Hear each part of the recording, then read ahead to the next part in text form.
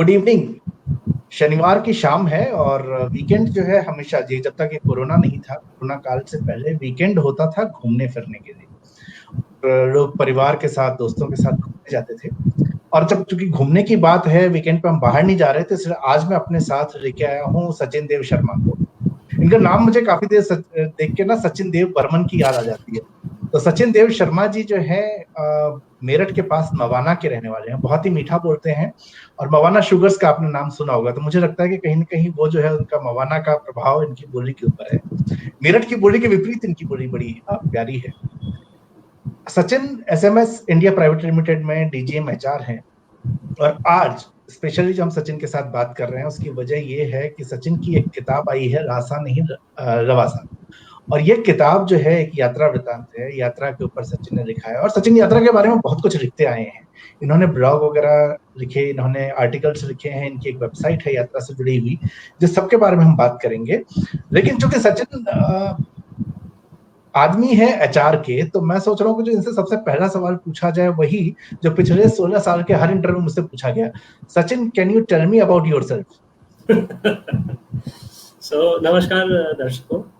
और सबसे पहले कुछ भी आगे बोलने से पहले मैं सबसे पहले नवीन भाई का बहुत आभारी हूँ कि उन्होंने ये अवसर दिया है आज आप सब लोगों के समक्ष किताब के और मेरे और बाकी सब बातों के बारे में बातें करने के लिए। नवीन भाई बहुत बहुत धन्यवाद आपका। आपका स्वागत है। बहुत डिफिकल्ट क्वेश्चन पूछा है जो हम लोग सब कैंडिडेट्स जो आते हैं इंटरव्यू से पूछते हैं और बाकी लोगों से भी जो ऑर्गेनाइजेशन में होते हैं उनसे पूछते हैं कि भाई tell me something about yourself जी। तो ये बड़ा डिफिकल्ट, वैसे तो आसान है लेकिन अगर इसकी आप गहराई में जाएंगे तो डिफिकल्ट है। आसान इस तरीके से है कि मैं बोलूँगा मेरा नाम सचिन देव शर्मा है और जैसे कि आपने बताया कि मैं मवाना से हूँ, मेरठ से हूँ।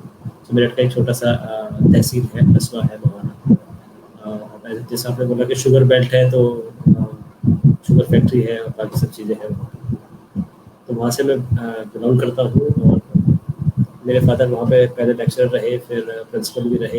एएस इंटर कॉलेज है वहाँ पे, पुराना कॉलेज है वहाँ पर, और काफ़ी प्रतिष्ठा उन्होंने वहाँ पर अर्जित करी।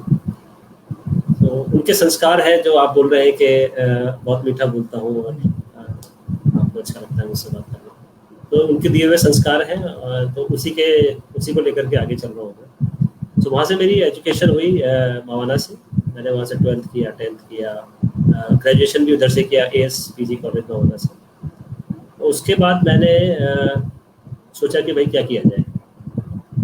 12th के बाद वैसे हमने इंजीनियरिंग की तैयारी भी करी मेरठ में, लेकिन भाई साइंस ले रखी थी लेकिन उतने अच्छी नहीं थे पढ़ाई में, तो वो सब हमें शायद भाया नहीं, इंजीनियरिंग और वो साइड भाया नहीं ज़्यादा, तो उसमें बात नहीं बनी। फिर उसके बाद हमने सोचा कि भाई कुछ और करें जाए। तो फिर मैंने सोचा कि उस समय कंपनी सेक्रेटरीशिप का एक कोर्स बड़ा फैशन में आया था, तो हमने सोचा इसको थोड़ा आजमा के देखते हैं।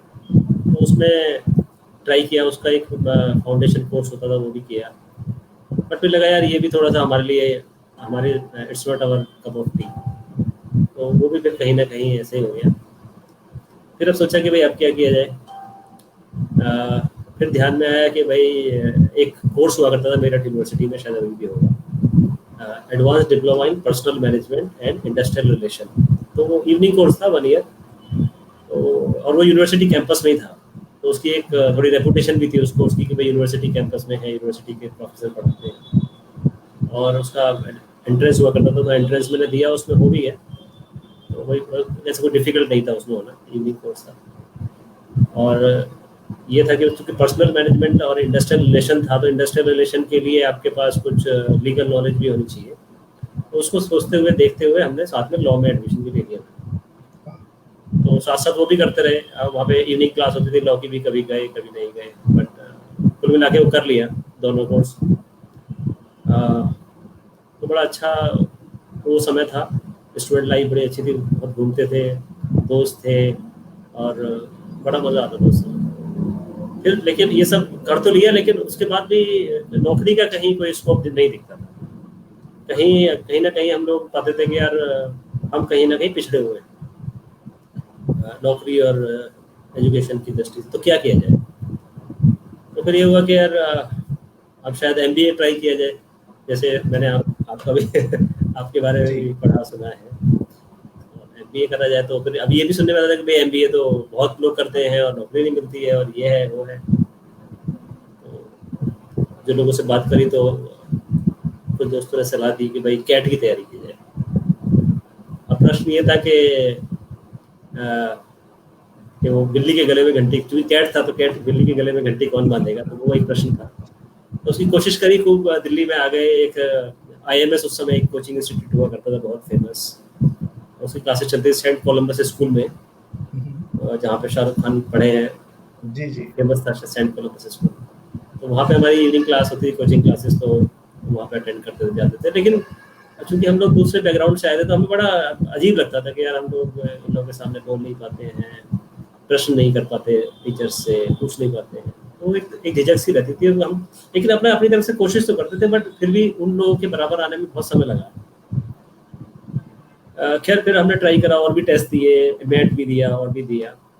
तो फिर एक जैसे Birla institute of management technology Delhi में था उस समय, अभी भी अब ग्रेटर नोएडा में शिफ्ट हो गया काफी टाइम हो गया। तो उसका एक ऑल इंडिया टेस्ट होता था, तो मैंने वो भी दिया साथ में। तो उसमें संभव मेरा नंबर आ गया, उसमें सिलेक्शन हो गया। रिटन में सिलेक्शन हो गया। फिर भाई ये था कि ग्रुप डिस्कशन और इंटरव्यू। तो हम लोग का क्या था उस समय, इंग्लिश भी उतनी अच्छी नहीं थी, अभी भी अच्छी नहीं है वैसे, बट उस समय तो और भी ज़्यादा दयनीय स्थिति थी। तो वो एक डर था थोड़ा। खैर उसमें ग्रुप डिस्कशन हुआ तो उसमें भी थ्रू हो गए, चलो जो भी है। फिर इंटरव्यू का नंबर आया। सो इंटरव्यू में जो बैठे हुए थे वो थे professor CB Gupta. CB Gupta ji मतलब उत्तर प्रदेश के जाने माने शिक्षाविद थे, और आगरा कॉलेज में के प्रिंसिपल भी रहे, और IMT गाजियाबाद के फाउंडर डायरेक्टर थे। तो उन्होंने हमसे पूछा कि भाई कॉन्ट्रैक्ट की डेफिनेशन बताओ। तो मैंने बताई, कुछ सही थी कुछ गलत थी, बट वो चलो ठीक है, कुछ भी हुआ है, लेकिन वहाँ पे फाइनली हो गया। फिर वहाँ से पढ़ाई करी। उसके बाद थोड़ा जॉब में भी स्ट्रगल रहा 3-4 साल। पहले छोटी मोटी कंपनियों में काम किया, फिर उसके बाद एक गुरुआ में एक जर्मन कंपनी थी लैंग्वेज इंटरनेशनल, वहाँ पे अपॉर्चुनिटी मिली, वहाँ पे 4-5 साल काम किया। फिर उसके बाद में मुझे यहाँ पे इधर SMS ग्रुप में अपॉर्चुनिटी मिली। तो SMS ग्रुप भी जर्मन कंपनी है, बड़ी ऑर्गेनाइजेशन है वर्ल्ड वाइड, और काफ़ी बड़ी है, 150 साल से बिजनेस में है इसी में। मार्केट लीडर है और टेक्नोलॉजी लीडर है स्टील में। तो यहाँ पे काफ़ी टाइम समय से काम कर रहे हैं और यहीं पे अच्छा लग रहा है, अभी चल रहा है। अब DGM-HR अब वहाँ पे हो चुके हैं। अच्छा, बीच में कुछ एक बड़े इंटरेस्टिंग कमेंट आए हैं कि शैलजा जी कह रहे हैं कि दोनों सुंदर लग रहे हैं, कि देखें या सुने। तो शैलजा जी आप दोनों काम कर लीजिए। बाकी जो एक इमोजी आती है, मेरे को ना ऐसा होता है, मेरे को ऐसा करने का भी मन कर रहा है। बाकी ये बियर नहीं है ये बियर नहीं है, ये वो काढ़ा है जो हम लोग पीते हैं।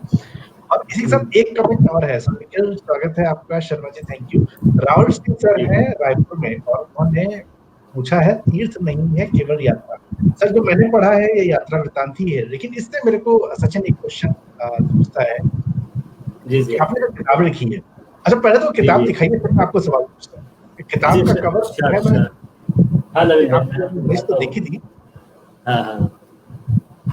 वाह, थोड़ा सा और स्क्रीन पे, वेरी गुड, बहुत ही प्यारा। ये आपकी फोटो खींची भी लग रही है मुझे। हाँ, ये मेरी फोटो ही मतलब जो जिसमें मैं खड़ा हूँ, तो उसमें तो नेचुरली मैंने नहीं खींची, मेरे दोस्त हैं जी जी जी, रत्नेश, उन्होंने खींची थी ये फोटो। और जो दूसरी फोटो है वो मैंने की है, पीछे आप इसका बैक कवर भी देखिए। जी जी, अरे हाँ, ये जरूर ये दिखाना। बिल्कुल। तो राहुल सर जी कह रहे हैं तीर्थ का तो खैर अभी मुझे लगता है कि आपकी उम्र है ही नहीं, तो इसलिए आपने तीर्थ नहीं लिखा, इसमें यात्रा है। लेकिन एक बात बताइए, ये जो ट्रेंड है जो हम लोगों की एज ग्रुप में या हमसे छोटे एज ग्रुप में जो पहली बार लिख रहे हैं, ये प्रायः कोशिश करते हैं प्रेम लिखने की या कविताएं लिखने की। मैंने नहीं लिखा, मैंने राजनीति लिखी थी, लेकिन मैंने भी उपन्यास। तो ये कहानी लिखने का विचार नहीं आया, ये कैसे हुआ कि आप यात्रा लिखने का आपको विचार बन गया? बहुत अच्छा प्रश्न है आपका ये। इसको बताना चाहूँगा, बहुत इंटरेस्टिंग भी है एक तरह से। देखिए, जो लेखन है वो मेरे हिसाब से भी और अदरवाइज भी, लेखन अभिव्यक्ति का एक तरीका है। सो जो चीज़ आप शायद किसी से बात करके या बोल के नहीं बता पाते हैं या अभिव्यक्त नहीं कर पाते हैं, तो आप लेखन का सहारा लेते हैं। सो जहाँ तक आपने बोला जैसे कि प्रेम के बारे में लिखते या कविता लिखते। सो प्रेम, जैसे मैंने बताया कि अभिव्यक्ति का तरीका है लेखन, तो प्रेम की अभिव्यक्ति तो हमने पहले ही कर दी, तो इसलिए तब तक लेखन की जरूरत ही नहीं पड़ी। और लेखन काफी बाद में आया। अगर पहले आता, शायद शादी से या थोड़ा और पहले आता, तो शायद अपने प्रेम को व्यक्त करने के लिए हम लेखन का सहारा लेते, तो किसी को इनडायरेक्टली इम्प्रेस करने के लिए या उसको अपना प्रेम संदेश देने के लिए लिखते, और फिर को उसको नॉवल भेंट करते कि भाई ये हमारी तरफ से है, तो वो शायद समझ जाती कि भाई ये मेरे में इंटरेस्टेड है। लेकिन चूंकि लेखन बाद में आया और मैंने बताया कि अभिव्यक्ति का तरीका है, तो अभिव्यक्ति तो हमने पहले वर्बली कर दी, तो उसकी शायद उतनी जरूरत नहीं पड़ी। और जहाँ तक कविता का सवाल है, तो वो भी अभिव्यक्ति का ही एक रूप है, और मेरी मिसेस का ही नाम कविता है, तो अब कविता कहने की बात तो छोड़ दीजिए, मैं तो कविता सुन रहा हूँ पिछले 13 साल हो गए, तो मैं कविता ही सुन रहा हूँ अब। उनकी जो भी बात है वो मेरे लिए कविता है जी। तो मैं एक श्रोता हूँ, और वैसे भी जो कविता है वो तो साहित्य की केंद्रीय विधा है और वाचक परंपरा से आती है, तो सुनना ज्यादा अच्छा है बजाय कहने के। यही है प्रश्न। ये बात आपने एकदम सही कही। और एक चीज जो सचिन कह रहे से मुझे ध्यान आता है, मुझे भी कई बार पूछा कि प्रेम क्यों नहीं लिखा। यार दिक्कत मुझे भी ये लग रही थी कि अब मैं प्रेम लिखूंगा ना, शादी के 11-12, अब तो ज्यादा हो गया, जब किताब आई थी तो 12-1 साल हुए थे, तो बीवी ये पूछती कि ये डायलॉग बड़े तुम्हें आजकल दिख रहे हैं जो तुमने किताब में लिखे, हमसे बोलते टाइम तो तुम्हें याद नहीं आते, तो कैसा रिस्क लेना, राजनीति कर लीजिए।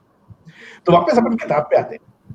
किताब का जो नाम है लहासा नहीं लवासा, ये नाम ऐसा कि नाम बड़ा अट्रैक्टिव है, लेकिन ये मुझे समझ नहीं आया कि ये नाम आपने क्यों रखा था। ये उस समय जब मैं पढ़ भी रहा था आपकी मैन्युस्क्रिप्ट, तो मुझे दिमाग में 2-3 बार आया कि उसके बारे में बात करेंगे, और थोड़ी सी अपनी बात हुई थी इसके बारे में। लेकिन मैं चाहता हूँ कि जो देख रहे हैं उनको पता लगे कि ये किताब का नाम ऐसा क्यों रखा गया। ये नाम हाँ इंटरेस्टिंग है। कल मेरी प्रभात रंजन जी से बात हुई थी फोन पे, तो उन्होंने बोला कि अरे मेरे को नाम बड़ा अच्छा लगा। तो नाम का एक इसमें 2 संदेश हैं एक्चुअली नाम में छुपे हुए। तो एक तो ये था कि जैसे जब मैं गया था वहाँ पे, तो हालांकि कोई ऐसी जगह नहीं है जिसे लोग नहीं जानते हो, मैं ये नहीं बोलूँगा, बट फिर भी कम लोग जानते थे। हमारी तरफ शायद कम ही लोग जानते हैं, क्योंकि कोई बहुत popular tourist destination as such नहीं है, specially for the people who are residing in this side of the country, northern side. हमारे लिए जो हिल स्टेशन है, मसूरी है, नैनीताल है, और है शिमला है, मनाली है, तो हम काफी लोगों को एक जनरल आइडिया शायद नहीं था इसके बारे में। मुझे भी नहीं था, मैंने भी पहले सचिन निखिल किसकी आवाज में दिक्कत आ रही है, मेरे वाले में या सचिन के में? आप कमेंट में कीजिएगा, तब तक हम उसको देखते हैं। ठीक है सचिन भाई, आप बताएं। एक्चुअली मुझे नवीन जी आपकी आवाज भी थोड़ी सी ब्रेक लग रही थी। आपको मेरी आवाज क्लियर आ रही है? मुझे क्लियर आ रही है, मैं भी हेडफोन लगा लेता हूँ। जी बताएं आप बताइए सचिन, आगे बताइए, तब तक ये कमेंट आता है देखेंगे। जी, तो दो इसके अंदर 2 मैसेज छुपे हुए हैं। एक तो ये था कि जैसे जब मैंने 1-2 लोगों से पूछा जो मेरे जानकार थे ऑफिस में, स्पेशली उन लोगों से पूछा कि भाई यार ये एक जगह है, आप जानते होगे इसके बारे में?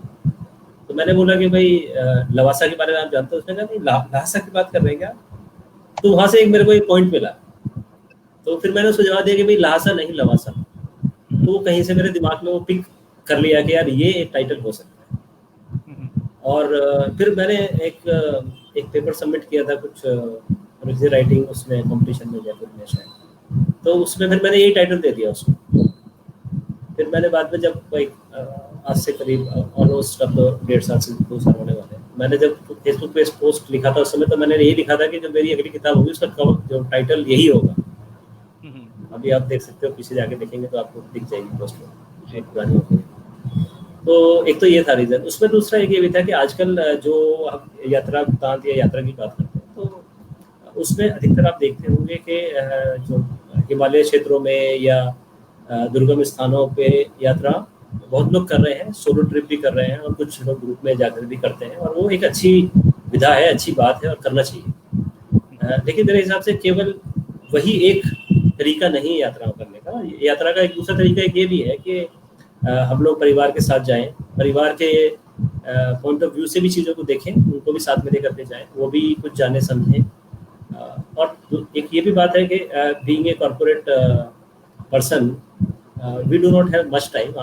आप खुद कॉर्पोरेट में काम करते हैं, आपके पास बहुत ज़्यादा समय नहीं है, मेरे पास मतलब दिक्कत रहती है समय की, तो उस जो भी हमें समय मिलता है उसमें हम यात्राएं करें, और ठीक है हम अपने एक रिजुविनेट करने के लिए, रिलैक्सेशन के लिए करते हैं, फैमिली के लिए करते हैं, बट जो हमारा एक पॉइंट ऑफ व्यू है वो भी हम बता सकते हैं, उसको उस तरीके से भी हम एंजॉय कर सकते हैं उसको। तो एक कहीं ना कहीं एक जो डे टू डे लाइफ का स्ट्रगल है एक जनरल, एक आम आदमी का, और एक यात्रा करने की जो ललक है किसी की भी, उसका कहीं ना कहीं सामंजस्य दिखेगा आपको इसमें, इस किताब के अंदर। तो एक वो भी संदेश है कि ऐसा नहीं कि दुर्गम स्थान की यात्रा ही यात्रा होती है, एक जो फैमिली डेस्टिनेशंस हैं, थोड़ा लेस एक्सप्लोर्ड डेस्टिनेशन है, उन पे अगर आप जाते हैं, थोड़े समय के लिए भी जाते हैं, वो भी एक यात्रा है, उसको भी आप एंजॉय कर सकते हैं, उसके बारे में भी लिख सकते हैं। अच्छा, बहुत सारे लोग जो आवाज के बारे में एक आया है कि एक आया है मेरी आवाज स्पष्ट नहीं है, एक आपकी तरफ से, दोनों के लिए आ गया था, हम दोनों के ऊपर ही आ गई है बात, अब पता नहीं, देखते हैं। सिद्धार्थ, आई होप अब मेरी आवाज साफ आ रही होगी, मैंने उस टाइम हेडफोन नहीं लगाया था। अगर कोई फैन चल रहा हो सचिन भाई तो उसको एक बार बंद अगर कर देंगे तो हो जाएगा। अच्छा, ओके ओके, हो सकता है मेरे ख्याल से फैन की आवाज मुझे आ रही है बहुत, हाँ मुझे, क्योंकि फैन की आवाज आ रही है। जी जी। तो जब तक सचिन आते हैं तब तक मैं, और तो सचिन आ गए, बड़ी मतलब एचआर इतनी जल्दी आता नहीं है। एचआर काफी जल्दी आए हैं, ये धारणा भी गलत है। नहीं एचआर का I will get back to you जो है ना, ये आज तक तो मुझे जिस एचआर ने कहा है कि I will get back to you, कभी वो वापस आए ही नहीं। खैर, अच्छा मुझे एक सचिन जी, सिद्धार्थ ने एक सवाल पूछा है। सिद्धार्थ अरोड़ा जो है हमारे बड़े अच्छे मित्र हैं, और रेखा खैन की बड़ी शानदार किताब थी रामायण, और फिल्म के बारे में बड़ा प्यारा लिखते हैं। तो इन्होंने सवाल ये पूछा है कि यात्राओं और लोकल खाने का क्या तालमेल है? जी, बहुत अच्छा सवाल है ये। देखिए लोकल, एक्चुअली जैसे आपने भी लिखा था ना कि किताब के अंदर मतलब एक फिलोसॉफिकल पॉइंट ऑफ व्यू नहीं है, एक पारिवारिक यात्रा के बारे में है, और उसको हम कैसे एंजॉय कर सकते हैं, उस लिमिटेड दायरे में हम क्या सीख सकते हैं, क्या कर सकते हैं, उसके बारे में। जी जी। लेकिन अगर आप उस तरह नज़रिए से देखते हैं, फिलोसॉफिकल नज़रिए से देखते हैं, या एक आप एक्सप्लोरर की तरह देखते हैं, तो उसमें बहुत महत्व है खाने का, कि अगर आप जानना चाहते हैं कि किसी भी जगह की संस्कृति क्या है, वहाँ पे किस तरह से लोग रहते हैं, किस तरह से खाते हैं, क्यों खाते हैं वैसा, तो उस पॉइंट ऑफ व्यू से यात्राओं का महत्व है कि भाई आप वहाँ पे रहेंगे तो डेफिनेटली, जैसे आपको अपना फूड मिलना तो मुश्किल होता है अपनी तरफ का, तो लोकल फूड पे आप डिपेंड करेंगे। सो आपके अंदर एक जो उस फूड के बारे में जो आप जानते नहीं थे या उसको समझते थे पता नहीं कैसा होगा, तो जो भ्रांतियां आपकी दूर हो जाएंगी उसको खा के। तो आप, ऐसा नहीं है कि आप अच्छे टेस्ट का खाना खाते हैं, दूसरे लोगों का टेस्ट उतना अच्छा नहीं होता है, ऐसा नहीं है। जब आप उसको खाते हैं तो आपको लगता है यार ये भी अच्छा है, वी शुड ट्राई दिस। सो इस तरीके की चीजें होती हैं। बाहर जब स्पेशली आप साउथ में जाते हैं तो इस तरह की दिक्कत आती है। जैसे एक बार मैं केरल में गया था, तो वहाँ पे काफी ढूंढा हमने, कोई नॉर्थ इंडियन नहीं मिला। फिर एक रेस्टोरेंट मिला, हम साउथ इंडियन खाने का सोच चुके थे, फिर सामने ही अचानक से एक नॉर्थ इंडियन दिखा, नॉर्थ इंडियन भी था, गुजराती थे एक्चुअली। तो और वो इतना अच्छा एक्सपीरियंस था मेरे लिए कि हम उनके, actually that was a sweet shop, तो हम उनके पास गए, हमने बोला कि भाई हम लोग दिल्ली से हैं और अभी बच्चे भी हैं, तो ये लोग तो इतना नहीं लाइक करते, तो कुछ खाने का कुछ ऑप्शन है? तो उन्होंने कहा ये ऑप्शन कुछ नहीं है, आप बैठो हम बनाते हैं अभी। तो उन्होंने तभी सब्जी बनाई, तभी रोटियां बनाई उन्होंने, और उसके बाद बोला कि आप चाय पीजिए, फिर चाय दी, फिर उसके बाद उन्होंने बोला आप लड्डू भी खाइए। तो उस तरीके का अनुभव होता है। गुजराती लोग इस तरह खिलाते पिलाते बड़े प्यार से हैं, फिर भी कई बार गुजराती लोगों का बड़ा विरोध हो जाता है देश में, तो खैर हम उस मुद्दे पे नहीं आते। खाने को लेके मेरा अपना भी जो यात्राओं में अनुभव रहा है, मैंने हमेशा कोशिश ये की है कि जो चीज मैं अपने यहाँ रूटीन में खाता हूँ मैं उसको ना खाऊं, कुछ तो नया उनका देखने की कोशिश करें। उस एक्सपेरिमेंट में कई बार बहुत ही अच्छी चीजें खाने को मिली और कई बार अनुभव खराब भी रहे। खराब अनुभव में मेरे साथ मेरे ख्याल से अभी तक 2 ही बार हुआ है। दिल्ली में एक बार फूड फेस्टिवल लगा था नॉर्थ ईस्ट का, तो उसमें मैंने वो चिकन बनाने का उनका कुछ तरीका था, उसके अंदर बांस के अंदर डाल के पकाते थे, वो मैंने खाया, बड़ा स्वादिष्ट लगा। और उसके बाद मैंने किसी और का ट्राई किया तो उसमें स्मेल बहुत भयंकर थी और ये हमें खा नहीं पाया उसके। तो ये मुझे लगता है कई बार बस कुछ एक चीजें हैं जहाँ पे कि वो स्मेल शायद हम नहीं कर पाते, अदरवाइज खाने का एक्सपेरिमेंट जो है वो मेरे को हमेशा ठीक लगा, करना चाहिए। अब इसी खाने के ऊपर जो है, अब वो सिद्धार्थ का एक और क्वेश्चन है कि एक शाकाहारी पर्यटक होने के मामले में कुछ डिसएडवांटेज है कि नहीं, खासकर दुनिया घूमने के मामले में। सिद्धार्थ, सचिन जो जवाब देंगे उससे पहले मैं एक जवाब देता हूँ।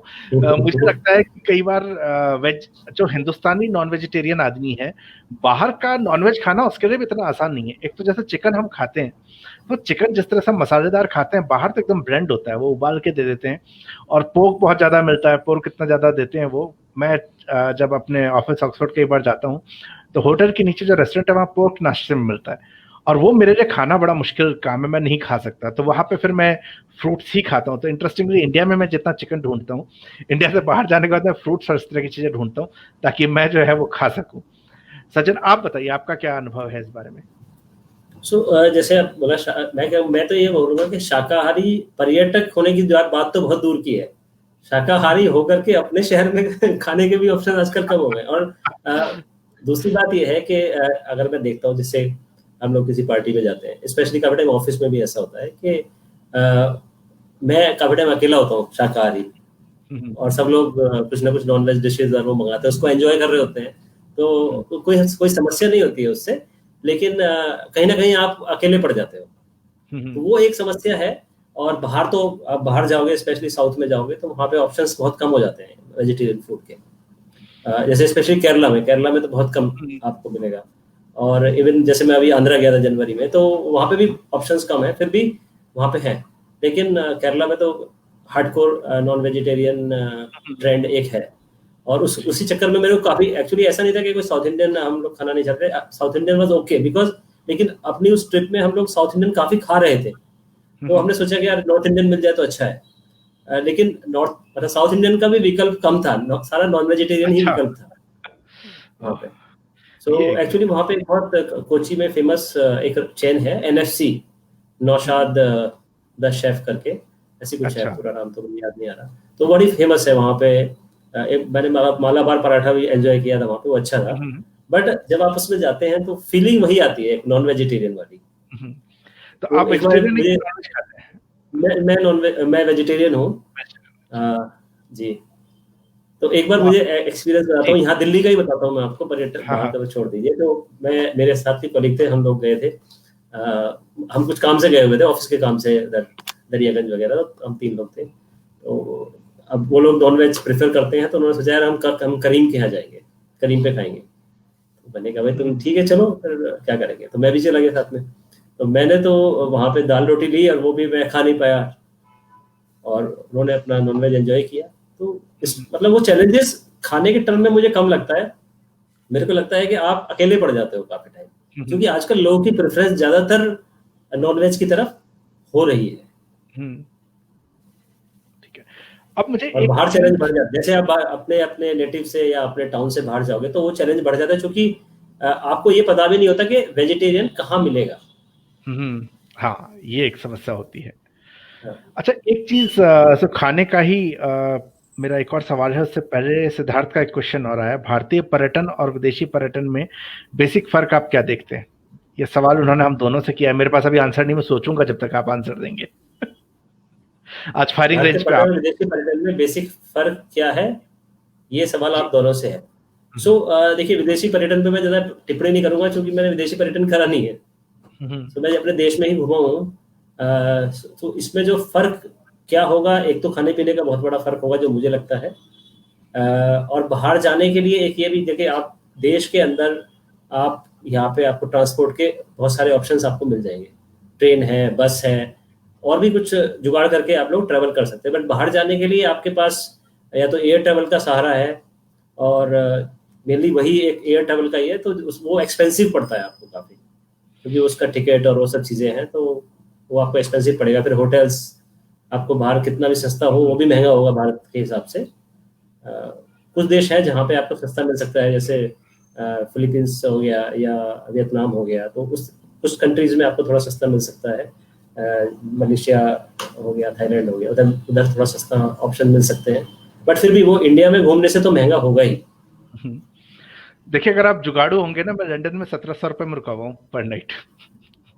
जी। मैंने ढूंढा हुआ है, और ये जो एरिया था लंदन आई से वॉकिंग डिस्टेंस था करीब 12-15 मिनट का, तो मिल गया था मुझे। इधर उधर से कई सारे साइट्स हैं, तो यहाँ पे अगर आप मेरे से पूछे तो मेरा थोड़ा सा विदेशी पर्यटन का अनुभव रहा है।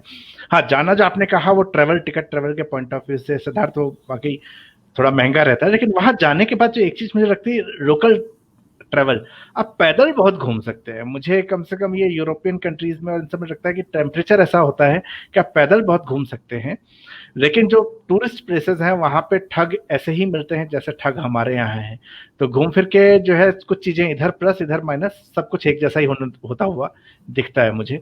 बस एक टेम्परेचर और एक जगह से दूसरी जगह जाने को लेके जिस तरह का सुविधाएं हैं, वो मुझे हमेशा लगता है कि वहां पे ज्यादा बेहतर है हमारे मुकाबले। तो यूरोप में काफी जगह लोकल ट्रेन से आप एक देश से दूसरे देश, मतलब जर्मनी से आप फ्रांस जा सकते हैं, फ्रांस से आप इंग्लैंड जा सकते हैं लोकल ट्रेन से, तो वो एक फैसिलिटी थोड़ी अच्छी, बट वहां तक पहुंचने में थोड़ा सा हाँ बस वही पैसा खर्च करना पड़ेगा जी। अच्छा सचिन भाई, आपका जो एक वेबसाइट है यात्रावृत्त.com, तो यात्रावृत्त.com आपने शुरू किया, आपने किताब भी लिखी, तो मैं ये जानना चाह रहा हूँ कि आपका राइटिंग का प्रोसेस क्या रहा था, किस तरह से आपने राइटिंग करी, और ये वो वेबसाइट शुरू करने के बाद आपको लगा आपको बुक लिखनी चाहिए, या ये दोनों थॉट साथ साथ थे और उसको आपने राइटिंग को डेवलप किया है? बहुत अच्छा प्रश्न है आपका नवीन भाई। तो मैं आपको बताना चाहूंगा कि ये इसका जो बैकग्राउंड है थोड़ा पुराना है। तो अगर मैं देखूँ, ये 2013 से कुछ शुरुआत हुई है इसकी लिखने की, और लिखने की शुरुआत जो हुई है वो बेसिकली मैंने रिव्यूज लिखना शुरू किया था, पहले ट्रैवल पे रिव्यूज लिखना शुरू किया था। तो और वो शुरू कैसे हुआ उसका ये है कि जब एक बार 2013 में, जब मैं उससे पहले भी ट्रैवल किया हालांकि, बट उससे पहले कभी इस तरह का थॉट नहीं आया।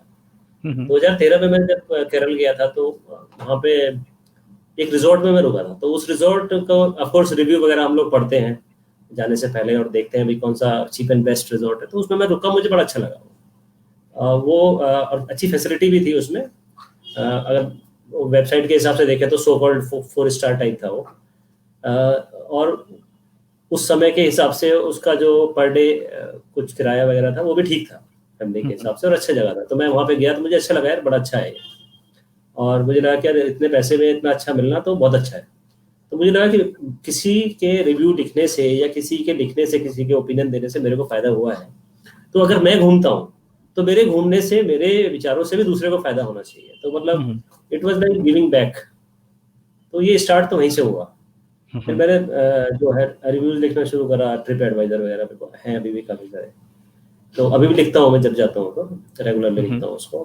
तो काफी लोग पढ़ते भी हैं उसमें, उसका वो भी आता है मेरे पास, रिकॉर्ड भी आता है उसका कि इतने लोगों ने पढ़ा है।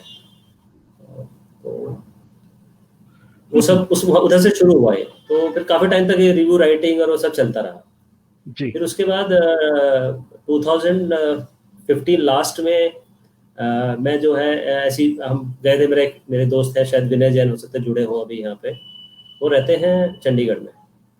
तो उनका भी एक, इस वाली किताब में भी उनका एक हिस्सा है, एक अध्याय है।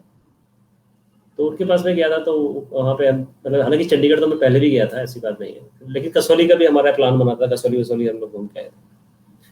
तो उसके बारे में मैंने सोचा कि यार ये अच्छा है, और चूंकि उस समय हम लोग सब लोग दोस्त काफी टाइम बाद दोबारा से मिले थे, मैं, विनय और भी और लोग थे हमारे जो ग्रुप के हैं, तो फेसबुक के माध्यम से हम लोग दोबारा से जुड़े थे। तो हम एक मतलब उस दोस्ती को लेकर के एक एक्साइटमेंट था सब लोगों के, इतने टाइम बाद जुड़े हैं, तो और वो मिलना, और बड़ा एक्साइटमेंट था उस समय। तो एक ही कहीं ना कहीं विचार था कि भाई हम लोग जो है अपने एक्सपीरियंस को लिखता हूँ मैं कहीं पे, और फिर एक सिंपल कोई डॉक्यूमेंट बना करके PDF या ऐसे कुछ, उसको आपस में सर्कुलेट करेंगे, तो और लोगों को भी अच्छा लगेगा कि भाई देखो ये लोग मिले हैं और ये एक्सपीरियंस है, तो हम लोग एक बड़ा गेट टुगेदर करें, या हम लोग जाएं मिलें, इस तरह से। तो लिखा। तो फिर एक विचार आया, मेरी गुड़िया ने बोला कि ऐसी जस्ट उसने बोला, मतलब मेरे दिमाग में वो विचार नहीं आया, आप देखिए उसके दिमाग में वो विचार आया कि पापा इसको क्या आप, मतलब ये किताब के रूप में आ सकता है क्या? तो मैंने बोला कि किताब के रूप में आना तो थोड़ा मुश्किल है, वैसे भी छोटा सा है, ज्यादा बड़ा नहीं है, तो किताब के रूप में तो मुश्किल होगा थोड़ा सा। बट फिर मैंने कहा चलो ठीक है, एक देखता हूँ मैं। तो फिर मैंने कुछ ऑनलाइन सर्च वगैरह किया, कुछ एक दो ऑन सेल्फ पब्लिशिंग के ऑप्शंस कुछ दिखाई दिए उसमें। तो फिर मैंने एक ऑनलाइन था, उस पर कुछ बात किया, तो उसने कहा कि नॉमिनल चार्जेस में हो जाएगा ये तो ठीक है। फिर मैंने कहा ठीक है, अगर हो जाएगा तो कर दो, क्या फ़र्क पड़ेगा। उसने बताया कि भाई साहब ये तो मैं अमेज़ोन पे भी आ जाएगा और ये इधर भी आ जाएगा, फ्लिपकार्ट पे भी आ जाएगा ये, और मेरी साइट पे भी आएगा। मैंने कहा ठीक है, इससे अच्छी क्या बात है। तो मैंने वो उसको जो टाइप तो किया हुआ था ऑलरेडी, उसको फिर लिखा हुआ था, फिर टाइप कराया थोड़ा उसको दिया, फिर उसने एडिटिंग वगैरह किया, तो उसने किताब के रूप में उसको पब्लिश किया। तो उसका नाम रखा था हमने दोस्ती एक यात्रा। और वो मतलब लोगों ने पढ़ी, बाहर भी लोगों ने, अभी भी लोग कुछ खरीदते हैं, उसका डेटा तो मेरे पास आता नहीं है अभी, लेकिन हाँ उसको लोग खरीदते हैं, पढ़ते हैं अभी भी। और लेकिन आपस में लोगों ने, दोस्तों ने बहुत उसको अप्रिशिएट किया और उनको पढ़ने में बहुत मजा भी आया उसको, क्योंकि वो एक ऐसी मतलब कृति बन गई थी जिसमें कोई कमर्शियल, कोई पॉपुलैरिटी, कोई भी एंगल इन्वॉल्व नहीं था उसमें। वो प्योर एक आपके जो मन की बात थी वो उसके अंदर थी, तो उसको दोस्तों ने बड़ा पसंद किया। तो उसी से एक मोटिवेशन मिला कि यार I think we should continue this. तो उसी को लेकर के फिर आगे जो यात्राएं करते रहे उसके बारे में थोड़ा थोड़ा लिखता रहा, फेसबुक पे भी लिखता रहा, और उसके बाद फिर ये ब्लॉग बनाया। उसके बाद 2 साल पहले ब्लॉग पे भी अपनी यात्राएं, कुछ जो पुराने पहले का लिखा हुआ था वो भी लिखा, प्लस नया भी कुछ लिखा उस पर। उसके अलावा कुछ मेरे दिमाग में ये भी आया कि भाई ट्रैवल एक ऐसी चीज़ है कि, और मतलब नौकरी पेशा होने के नाते तो हम, ऐसा नहीं है कि हम हमेशा ट्रैवल ही करते रहेंगे, साल में 2 या 3 ट्रैवल से ज़्यादा नहीं कर पाएंगे। तो उसको कैसे कंटिन्यू करा जाए। तो कुछ लोगों को भी मैंने बोला कि अगर आप लिखना चाहते हैं तो आप भी लिखो। तो अगर आप उसको देखोगे yatrabrite.com पे, तो 7-8 और लोगों ने भी लिख रखा है अपने, जो मेरे जानकार हैं जो लिखना चाहते थे, तो उन लोगों ने भी अपने जो आर्टिकल्स उस पर शेयर किए हैं। तो इस तरीके से वो डेवलप हुआ। फिर साथ में फिर धीरे धीरे वो पैशन बढ़ता गया लिखने का। आप जैसे बड़े लेखकों के संपर्क में आ गया, तो और एक पुश मिला उसको कहीं ना कहीं। तो आज इस रूप में एक और किताब आपके सामने है। अब दर्शकों के हवाले है, उनको पसंद आएगी नहीं आएगी उनको देखना है। और जरूर पसंद आएगी, क्योंकि मैंने पढ़ा और मुझे उसमें वही खास चीज जो मैंने पढ़ी थी, किताब मैंने छपने से पहले मुझे पढ़ने का मौका मिला था, तो जो मुझे खास बात लगी थी इसमें कि वो मैंने जो यात्राएं पढ़ी हैं, यात्राओं का कई तरीके के हैं। एक है अपने अनुभव के साथ, एक है जो कि सोलो ट्रैवल और दोस्तों के साथ ट्रैवल या फिर फिलोसॉफिकल, ये चीजें ज्यादा मैंने देखी किताबों में।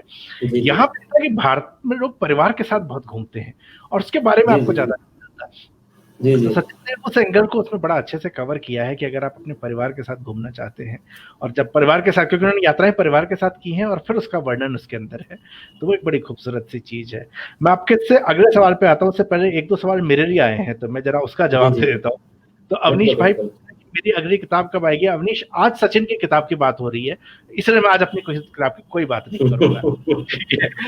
दूसरा, सिद्धार्थ के 2 सवाल हैं। एक उन्होंने साफ सफाई में फर्क के बारे में पूछा है, जो विदेश वाला था, और दूसरा वो पूछ रहे हैं कि क्या अच्छे लेखन के लिए घूमना, शहर भटकना जरूरी है, बेहतर है? साफ सफाई का जो आप सिद्धार्थ करें, साफ सफाई नहीं, डिसिप्लिन में बहुत ज्यादा फर्क आपको दिखता है। यूरोपियन कंट्रीज की छोड़ दीजिए, एशियन कंट्रीज के अंदर ही जब आप मलेशिया या थाईलैंड जाएंगे, आप देखेंगे कि अगर रेड लाइट है और डिवाइडर नहीं है किसी सड़क पे, तो यहाँ तो आदमी इधर से निकलता है और पूरा सड़क ही जाम कर देता है। वहां पे वो नहीं मिलेगा, आदमी अपनी रो में है, प्रॉपर एक डिस्टेंस लेकर रखता है। साफ सफाई में खैर कोई तोड़ ही नहीं है, कोई जवाब नहीं है। दूसरा, जो आप कह रहे हैं अच्छे लेखन के लिए घूमना, मुझे लगता है बड़ा जरूरी है एक राइटर होने के नाते। और वो राइटिंग कुछ भी हो सकती है। जब अगर सचिन अगर यात्रा लिख रहे हैं या मैं उपन्यास लिख रहा हूँ, आपने कहानी लिखी है, तो ये सारा जो है अनुभव हमने सबने उस घूमने से ही उठाया है। हमारे जो पात्र निकल के आते हैं, वो पात्र कहीं ना कहीं, और जो घटनाएं निकलती है कई जगह घूमने से निकलती है। अगर एक ही जगह आप हैं तो ठीक है, आप उस जगह को दिखा सकते हैं, लेकिन कहीं ना कहीं वो जो दायरा बढ़ाने वाली चीज है, वो दायरा बढ़ाने वाला काम मुझे लगता है नहीं हो सकता। तो सिर्फ घूमना लेखन के लिए शायद उतना ही जरूरी है जितना हम कहते हैं कि आप 100 किताबें पढ़ें और एक लिखें। वैसे मुझे लगता है कि जब आप कुछ ऐसा जीवन से जुड़ा कुछ लिखना चाहते हैं, ऐसी अच्छी कहानी लिखना चाहते हैं, आपको घूमना जरूर चाहिए। अच्छा सचिन, एक सवाल मैं किताब से अलग आपसे पूछता हूँ, और ये मैं इसलिए पूछ रहा हूँ कि अभी जो समय है, कोरोना का टाइम है, और ये कोरोना के टाइम में एक बहुत जो नेगेटिव साइड आया है कि इंडस्ट्रीज को नुकसान हुआ है, नौकरियां गई हैं या लोग बस टिके हुए हैं, कुछ लोग जॉब ढूंढ रहे हैं या कुछ जा चुके हैं। आप एचआर में हैं, आप इस सारी चीज को कैसे देखते हैं? और चूंकि अपना जो फ्रेंड सर्कल है सब बहुत सारे यूथ हैं जो कि इस टाइम इस चीज से बोल रहे हैं, तो एज एन एचआर प्रोफेशनल आप उनको क्या एडवाइस देंगे? मतलब आप पूछना चाह रहे हैं कि जो जॉब सीकर्स अभी जो नई जॉब के लिए ट्राई कर रहे हैं, या फिर जिनकी नौकरी नहीं रही है कोरोना की वजह से, किसके लिए आप? जिनकी नहीं रही है, हम उनके लिए ज्यादा अगर बात करें तो ठीक रहेगा। मैं दोनों ही एस्पेक्ट पे बात करूंगा कि देखिए, ये एक समय खराब चल रहा है आप सभी पूरी दुनिया के लिए, तो डेफिनेटली बहुत लोग इससे प्रभावित हुए हैं नकारात्मक तरीके से भी। तो उन लोगों के लिए देखिए, ये टाइम आपको मिला है। काफ़ी टाइम क्या होता है, हम जब काम करते हैं तो हम काम करते रहते हैं, लेकिन हमको समय नहीं मिलता है अपने लिए, अपने डेवलपमेंट के लिए। तो इस समय को हम अपने डेवलपमेंट के लिए यूज़ कर सकते हैं, 2-3-4 महीने। देखिए, ऐसा तो नहीं है कि अगर नौकरी छूट गई तो ज़िंदगी में नौकरी नहीं मिलेगी कभी, ठीक है, उस लेवल की नहीं मिलेगी, ऐसा हो सकता है। उतनी सैलरी की नहीं मिलेगी, ऐसा भी हो सकता है। या फिर जो है जिस कंपनी में आप चाहते हो उसमें शायद ना मिले, लेकिन ओवरऑल कुछ ना कुछ आपको मिलेगा। तो आप इस चीज़ को एक एनालिसिस करिए कि मार्केट में किस तरीके की जॉब्स का रिक्वायरमेंट है और उसके लिए क्या स्किल सेट कैपेबिलिटी चाहिए आपको। सो मीनवाइल आपके पास ये अपॉर्चुनिटी है कि आप उस स्किल सेट को, उस कैपेबिलिटी को डेवलप कर सकते हैं। आप अपनी नवीन भाई, आई थिंक आप सुन पा रहे हैं? आपकी आवाज नहीं आ रही है। सॉरी, मैंने म्यूट कर दिया था माइक। मैंने कहा जी हाँ, मैं बिल्कुल सुन पा रहा हूँ, और बीच में मैं गायब भी हो जाऊँ तो आप चिंता न करें, मैं बैकग्राउंड पे देख रहा हूँ आपको। जी जी। एक तो ये तरीका है कि अगर आपकी नौकरी नहीं रही है बिकॉज ऑफ कोरोना, तो आप इस समय का सदुपयोग करें अपने आप को डेवलप करने के लिए, अपनी कैपेबिलिटीज को डेवलप करने के लिए, मार्केट रिसर्च करने के लिए, किस तरह की नौकरी है, क्या ट्रेंड है, आगे क्या क्या ज़रूरतें आने वाली हैं, उस हिसाब से अपने आप को तैयार करें। क्योंकि नौकरी आज नहीं है, कल आएगी, कल नहीं है, परसों आएगी, आएगी। देखिए, उम्मीद पे दुनिया कायम है, ऐसा बड़े बुजुर्ग कह गए हैं और शायद सत्य है। तो उसकी आप तैयारी करते रहिए, पहली बात। दूसरी बात यह है कि अगर सपोज ऐसी कभी नहीं मिलेगी, ऐसा भी मान लेते हैं कि कभी नौकरी मिलेगी नहीं, तो देखिए, एक आपने फ्रेज सुनी होगी कि ब्लेसिंग्स इन डिस्गाइज। तो काफी समय क्या होता है, डेस्टिनी हमें अच्छे के लिए धक्का मारती है और हमें ठोकर मारती है। लेकिन जब हम ठोकर खा के गिरते हैं, तो हम जब उठते हैं तो हम उस जगह से नहीं उठते जहां पे गिरे थे, हम आगे से उठते हैं, अपना पैर आगे ले जाके उठते हैं। तो अगर हम गिरेंगे भी तो आगे की तरफ गिरेंगे, तो थोड़ा कुछ आगे जाकर के हमें मिलेगा कुछ ना कुछ। तो उस पर हमें विश्वास करना चाहिए और हमें दूसरे ऑप्शंस भी एक्सप्लोर करने चाहिए, कि जैसे हम अपना कुछ काम कर सकते हैं, क्या हम अपने पैशन को अपना प्रोफेशन बना सकते हैं। तो इस तरीके के भी जैसे एक कॉन्सेप्ट होता है जापानीज, जिसे बोलते हैं इकिगाई। तो इकिगाई में इकिगाई वही होता है कि जो आप प्यार करते हो, जिस चीज को आप प्यार करते हो, जिसमें इंटरेस्ट है आपका, उसमें आप पैशन डेवलप करो और उस पैशन को आप अपना प्रोफेशन बना लो और उस प्रोफेशन से आप पैसा कमाओ। तो अगर ये आप कर पाते हो तो आप बोलते हैं कि you have achieved your Ikigai. तो वो भी आप कर सकते हो। तो अब हमें उस माइंड फ्रेम से निकलना पड़ेगा कि भाई हमें नौकरी ही करनी है। हमें उस माइंड फ्रेम में आना पड़ेगा कि अगर नौकरी नहीं है तो हम नौकरी देंगे लोगों को। तो उस माइंड फ्रेम को हमें डेवलप करना पड़ेगा। और अगर हम नौकरी करना चाहते हैं, वो भी कोई दिक्कत नहीं है। मीनवाइल हमारे पास अपॉर्चुनिटी है, 2-3 महीने, 4 महीने, 6 महीने हैं, तो हम लोग सीखेंगे, अपने आप को डेवलप करेंगे, देखेंगे आगे फ्यूचर में क्या स्किल सेट आने की जरूरत होगी, हम वो स्किल सेट डेवलप करेंगे, हम लड़ेंगे, फाइट करेंगे। तो फाइट तो करना ही है।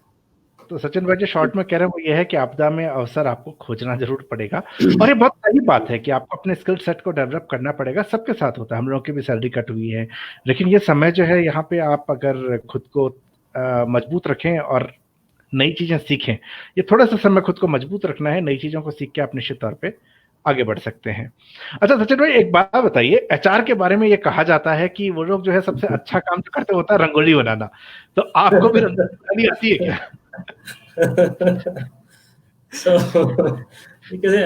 अभी तक मुझे रंगोली बनाने का सुअवसर प्राप्त नहीं हुआ है।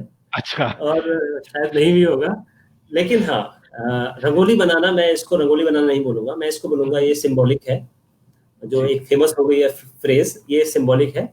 सो इसको मैं बोलता हूँ कि भाई ये सिंबल है एम्प्लॉय को एंगेज करने के लिए।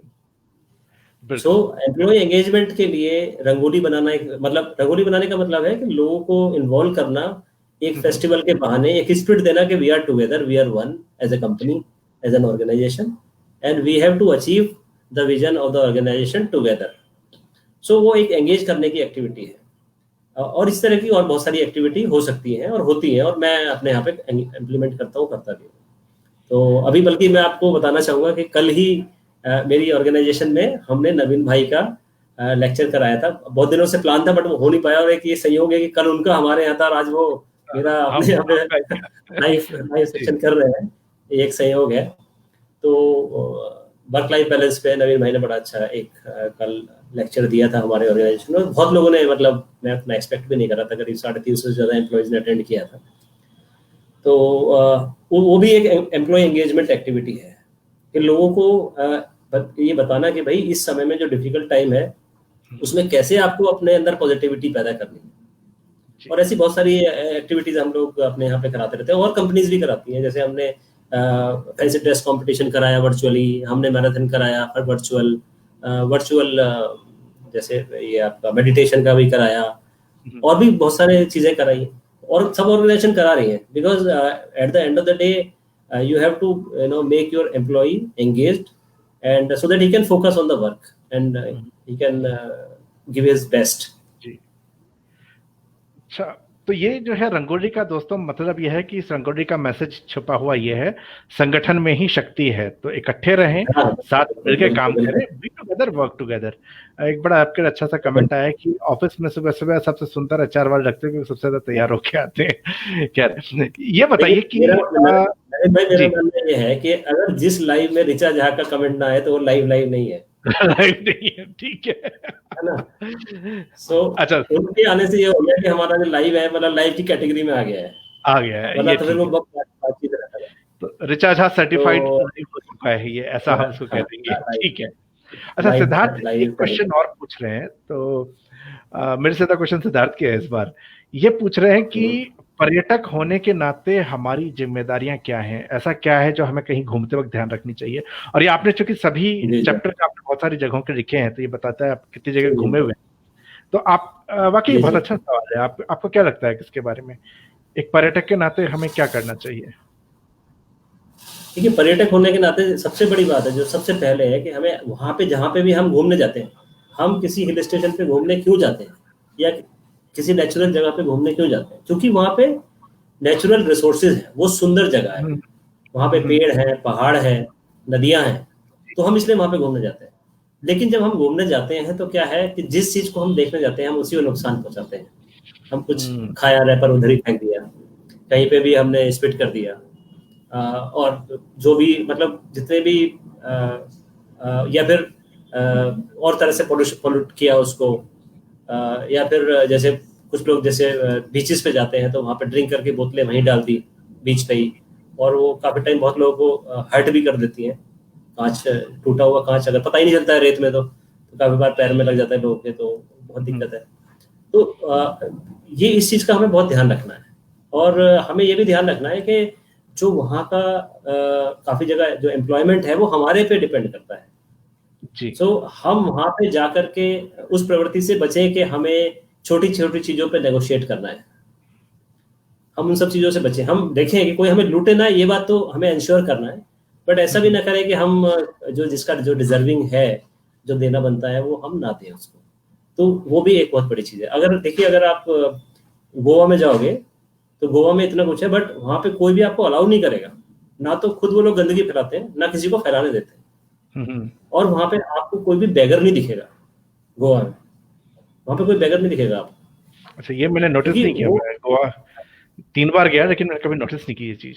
वहाँ पे आपको कोई बेगर नहीं दिखेगा। अच्छा, तो वो लोग अपना काम मेहनत से करते हैं और उसी से वो कमा करके खाते हैं, जो भी है। जो डेफिनेटली ट्रेवल और टूरिज्म उनके लिए बहुत बड़ी चीज है।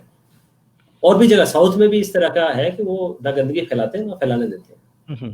तो एज ए रिस्पॉन्सिबल टूरिस्ट और traveller we have to really take care of this.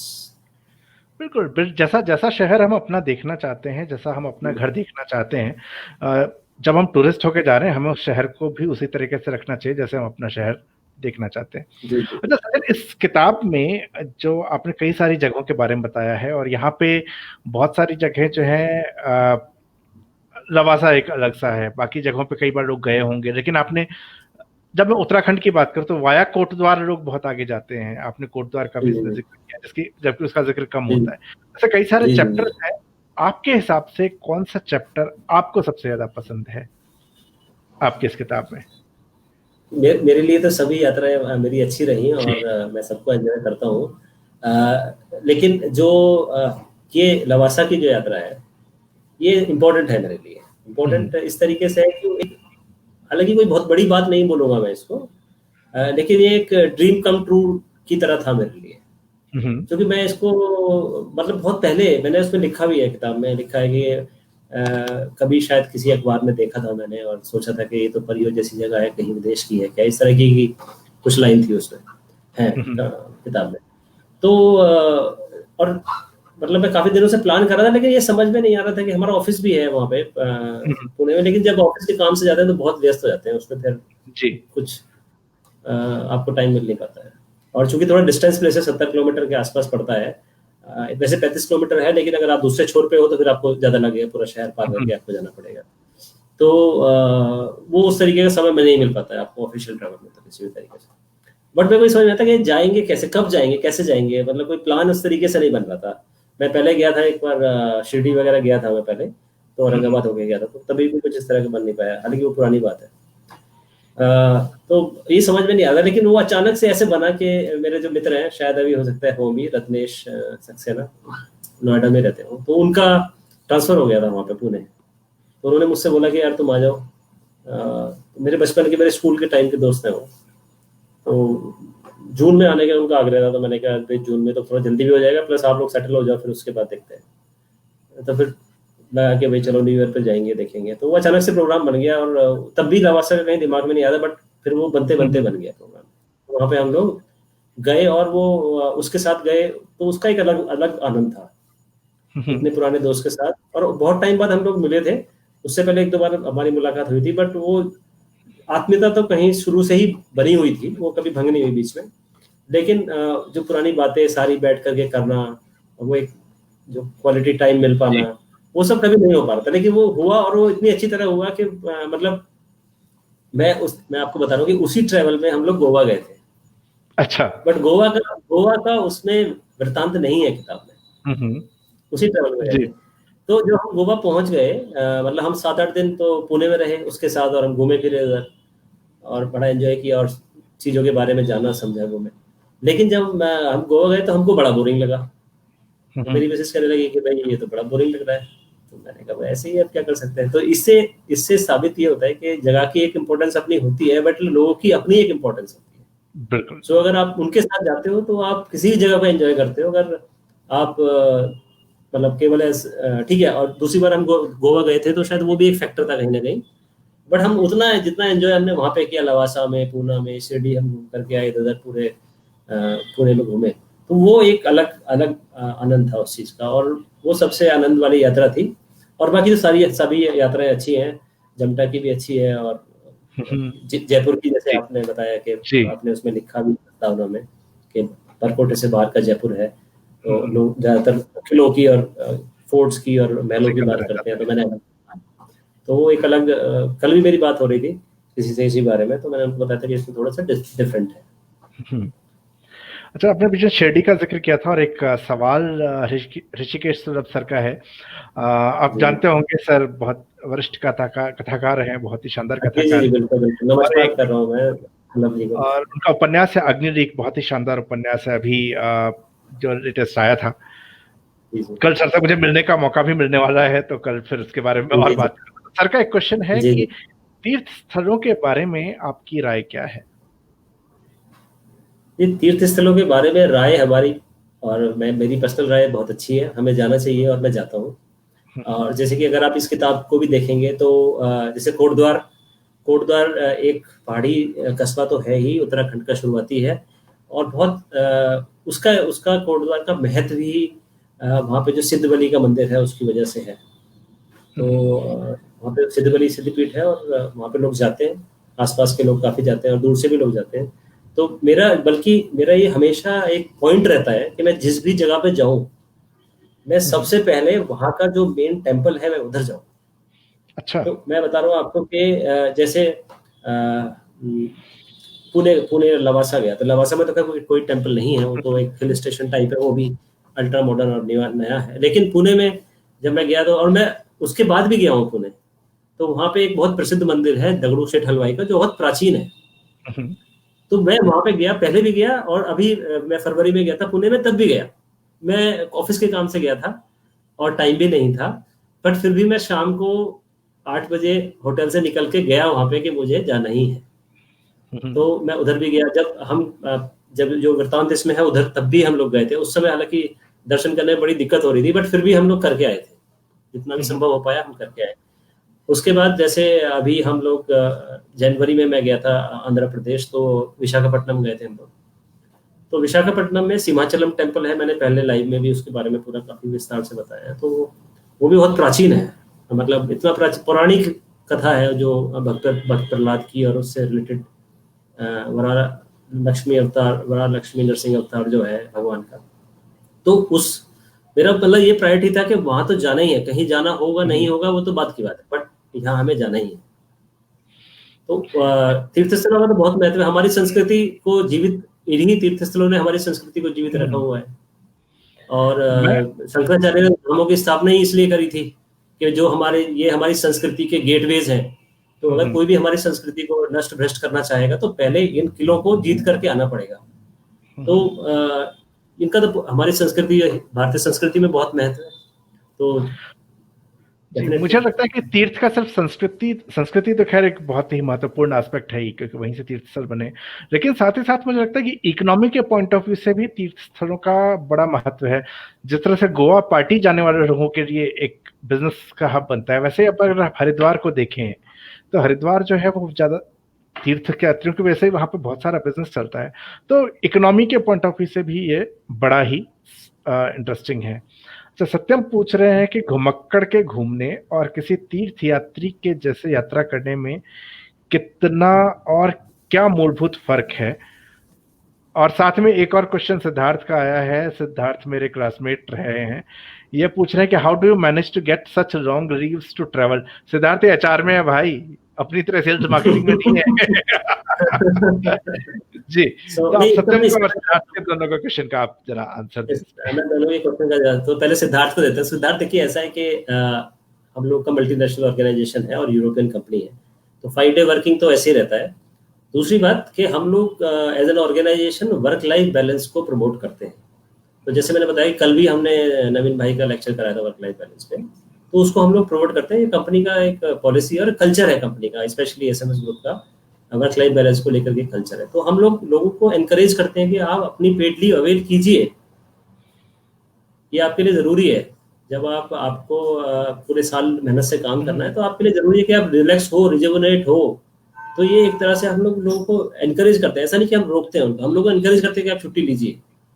और बीइंग ए यूरोपियन कंपनी क्या होता है कि जो दिसंबर 15 के बाद जो हमारे पेरेंट ऑर्गेनाइजेशंस है जर्मनी में या और दुनिया के किसी भी हिस्से में जो ऑफिसेज हैं, वहाँ पर काम कम हो जाता है, बहुत कम हो जाता है, क्योंकि लोग क्रिसमस की छुट्टियां अवेल करते हैं और उनके लिए वर्क लाइफ बैलेंस के बहुत मायने हैं और वो अपने त्योहारों को इम्पोर्टेंस देते हैं। हम भी देते हैं, वो भी देते हैं, चूंकि लेकिन उनका क्या, उनके त्योहार हमारे से कम होते हैं, तो वो उसको पूरी तरह फुल्ली एंजॉय करना चाहते हैं, तो उसको यूटिलाइज करते हैं। तो उसलिए हम लोगों को भी थोड़ा वो रिलैक्स टाइम मिलता है और हम लोग छुट्टी ले पाते हैं। दूसरा जो प्रश्न है सत्यम का कि घुमक्कड़ के घूमने और तीर्थयात्री के यात्रा करने में क्या और मूलभूत फर्क। देखिए, ये फर्क घूमने में नहीं है, फर्क आपके सोच में होता है कि आप किस सोच से घूमने जा रहे हैं।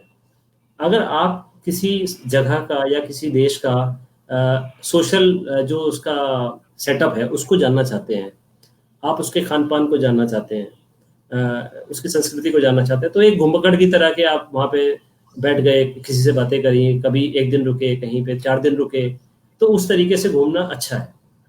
बट अगर आप स्पिरिचुअलिटी को या रिलीजन को समझना चाहते हैं या उसको एंजॉय करना चाहते हैं या उसको इनकलकेट करना चाहते हैं, तो आपको तीर्थ यात्री के रूप में आप घूमते हैं, तो वहाँ पे आप देवताओं के बारे में जानते हैं, उनकी क्या हिस्ट्री है, वो क्या अवतार थे या उनकी क्या लीलाएं थी, किस पुराण में किस वेद में उनका क्या संबंध है। तो इस तरीके से आप लोग चीज़ों को समझने की कोशिश करते हैं। तो दोनों ही चीज़ें अपनी अपनी जगह इम्पोर्टेंट हैं और आपके लिए बहुत इम्पोर्टेंट है। देखिए कोई भी चीज़ आपके लिए इम्पोर्टेंट होती है तभी दूसरे लोगों को इम्पोर्टेंस देते हैं। सो यही एक फर्क है और कोई मतलब आप पे किसी को दूसरे को कोई फर्क नहीं पड़ता है। अगर आपके लिए इम्पोर्टेंट है तभी दूसरे के लिए इम्पोर्टेंट है। और आप तरह से लिखते हैं उसको और दूसरे उसको लाइक, जैसे मान लो सपोज मैंने एक ट्रेवल का बुक लिखा है, इसमें हम लोग फैमिली की बात कर रहे हैं, तो अगर सपोज हिंदुस्तान में अगर 10,000 ट्रेवल रीडर्स हैं तो 10,000 लोग नहीं पढ़ेंगे, बिकॉज उसमें से 5,000 शायद सोलो ट्रिप या हिमाचल या हिमालय की दुर्गम यात्राओं को पढ़ने में आनंद लेंगे। तो लेकिन कुछ हो सकता है 1,000 2,000 लोग या 500 लोग ऐसे हों जो इसमें भी इंटरेस्ट लें। बिल्कुल ठीक बात है। अच्छा सचिन, आखिरी सवाल है अब मेरा, ये है कि ऐसा कोई संस्मरण है आपका यात्रा का, ऐसा कोई संस्मरण है आपका जो किताब में नहीं है लेकिन वो बड़ा ही रोचक रहा हो, जिसको सुनाने में बड़ा मजा आता हो? अच्छा वैसे तो मैंने इसमें काफी सारी चीजें कवर करी हैं जो मेरे एक्सपीरियंस थे, बट थोड़ा मैंने इस चीज को भी महत्व दिया कि भाई ऐसा भी ना हो कि कहीं लोग बोले कि यार तुमने बोर कर दिया। तो एक मैं आपको सुनाना चाहता हूँ कि इसी यात्रा का हिस्सा था, जो पुणे और लवासा वाली जो यात्रा थी हमारी, उसी का हिस्सा था एक। तो उसमें एक जगह है वहाँ पे पुणे में बहुत ही फेमस है, जर्मन बेकरी, और वो थोड़ी सी लोग उसके बारे में जानते हैं क्योंकि वहाँ पे एक बार एक्सप्लोजन हो गया था, ब्लास्ट हुआ था वहाँ पे। तो वो बड़ी अच्छी एक जगह है हैंग आउट करने के लिए। तो ज़्यादातर वहाँ पे जो यंगस्टर्स हैं वो जाके बैठते हैं, चाय कॉफ़ी पीते हैं और उसके बहाने वो टाइम स्पेंड करते हैं। और जो विदेशी लोग भी काफ़ी आते हैं। बड़ी अच्छी बेकरी है और वहाँ का पास्ता बहुत लाजवाब है। अभी मैं फरवरी में गया था तभी भी मैंने खाया था, क्योंकि वो पहली वाली याद थी मेरे को। तो पहली बार जब गया तो बच्चों ने पास्ता ऑर्डर किया था, हमने नहीं किया था। तो हमने उसमें थोड़ा टेस्ट किया था, हमको अच्छा लगा, लेकिन हम बच्चों से मांग नहीं पाए। तो फिर हमने थोड़ा कोई बात नहीं, फिर हमने कहा अगली बार आएंगे तो पास्ता खाएंगे। तो फिर मैं अगली बार गया अभी फरवरी में, तो मैंने पास्ता वास्ता एंजॉय किया, कॉफ़ी भी अकेला ही था मैं। तो जब हम इस यात्रा के दौरान जब वहाँ पे गए थे तो हुआ क्या कि हमने उसका मेन्यू कार्ड देखा। वो थोड़ा एक्सपेंसिव रेस्टोरेंट है वो। तो हमने देखा कि भाई चाय, तो उसमें एक चाय काफ़ी महंगी थी, कुछ पता नहीं है 150 रुपीज़ या उससे भी शायद ज़्यादा थी, ऐसे कुछ। और हम लोग चाय पीने वाले दो थे, मैं और मेरे मित्र रत्नेश कुमार सक्सेना। तो हमने बोला कि यार बड़ी महंगी चाय है। तो उसमें एक ऑप्शन जो होता है वो केटल वाला एक ऑप्शन था, तो वो था। मैंने कहा केटल वाला ले लो। केटल में नॉर्मली जब भी होटल में भी चाय मंगाते हैं तो 2-3 चाय होती है केटल में, और ये थोड़ा सस्ता दिख रहा है तो ये मंगा लेते हैं। तो हमने वो मंगा लिया। अब उसमें क्या था कि उस केटल में मतलब चाय उस तरीके से नहीं थी, वो दूध था, उसमें दूध था केटल में।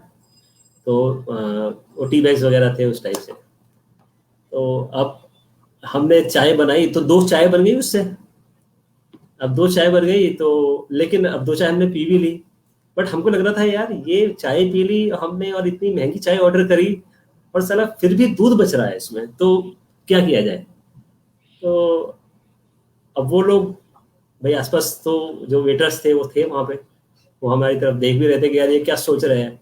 तो फिर तभी इतने में क्या हुआ कि रत्नेश ने अपना वो जो केटल का दूध था वो उससे ढक्कन हटाया, उसको अपने गिलास में पलटा और सबके सामने पी गया।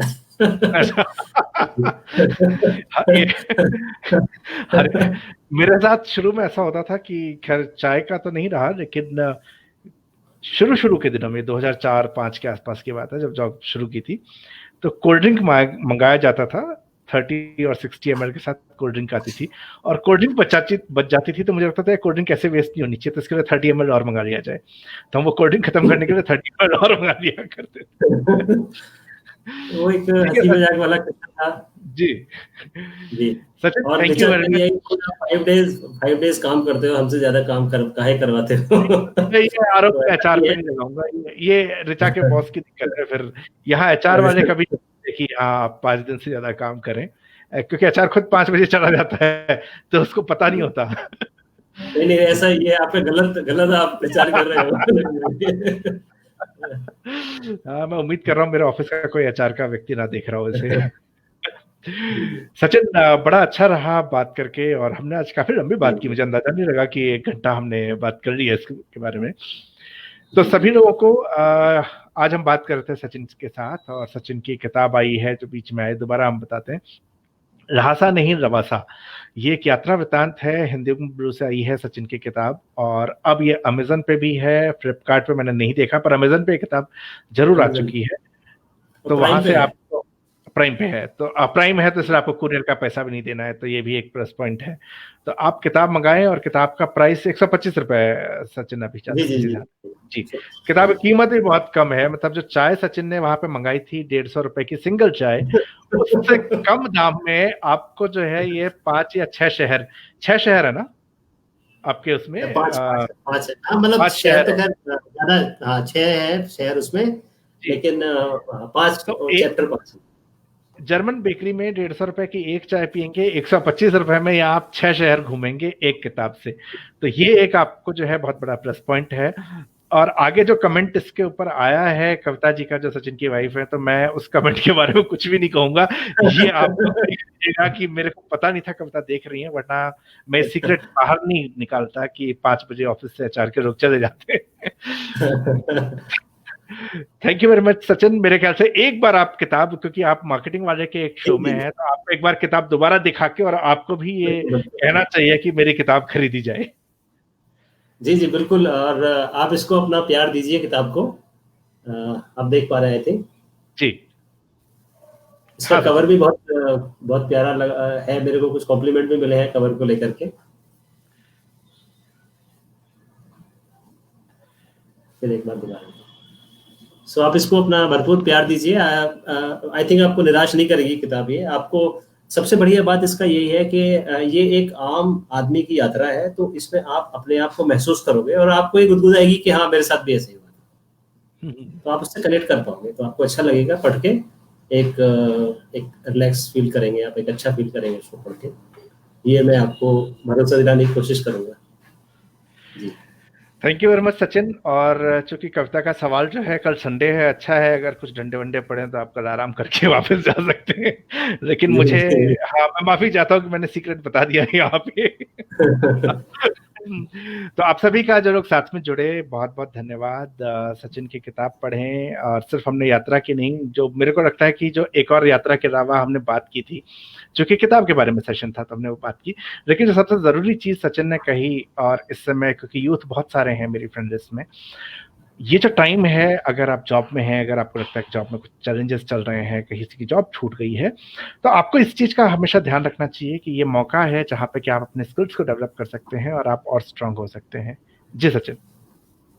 एक चीज मैं कहना चाहूंगा, जो एक पॉइंट तो मैंने एड्रेस किया था जिसमें था कि भाई अगर किसी की जॉब छूट गई है तो क्या करें, लेकिन एक और भी इम्पोर्टेंट चीज है कि कुछ लोग क्या है कि जैसे अब आपको पता है इकोनॉमी डाउन है, ऑर्गेनाइजेशन में काफी जगह ट्रीटमेंट हो रहा है, हो चुका है, होगा, तो उसको लेकर के लोग थोड़ा परेशान है कि भाई कहीं मेरा नंबर ना आ जाए इस तरह से।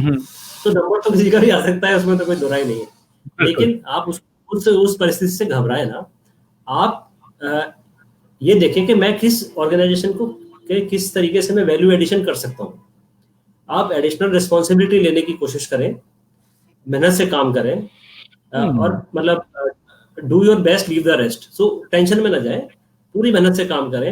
अगर आप पूरी मेहनत से काम करेंगे, आप दिखाएंगे कि आप एक आदमी है लेकिन आप 1.5 आदमी के बराबर प्रोडक्टिविटी दे सकते हैं और दे रहे हैं, और ऑर्गेनाइजेशन ने आपका अब तक साथ दिया है तो आप भी ऑर्गेनाइजेशन का साथ देंगे, तो मुझे को लगता नहीं कि इस तरह की कोई समस्या आगे आएगी। बिल्कुल, हाँ, ये एक बहुत बड़ा आई थिंक फैक्टर है जो कि काम करता है। जब भी हम लोग भी कई बार देखते हैं, अगर कभी ऐसी सिचुएशन आती है कि कौन सा व्यक्ति जो है एक काम से ज्यादा काम कर सकता है, ज्यादा वैल्यू एडिशन दे सकता है, ये चीज बड़ा मैटर करती है हमारे लिए। तो आप भी इस चीज का ध्यान रखें। और जाते जाते एक बार फिर, रहासा नहीं रवासा अमेज़न पे उपलब्ध है, उसको पढ़िए और सचिन को बधाई दीजिए। रिव्यू भी कीजिए, बिल्कुल। और आप पढ़ के, अगर आप खरीदते हैं, पढ़ते हैं, तो मुझे फोटो भेजिए, आपके रिव्यूज करिए, मैं आपका फोटो अपनी वॉल पे लगाऊंगा, आपको धन्यवाद करूंगा और बाकी लोगों को भी भेजूंगा। Thank you very much. और सचिन, आपको बहुत बधाई। हमने बात शुरू की थी और मैं आपको बधाई देना ही भूल गया था, शुरुआत बधाई से होनी चाहिए थी। अभी किताब आने के लिए आपको बहुत बहुत बधाई। Thank you very much. Thank you, Naveen bhai, for this opportunity. Thank you. Bye.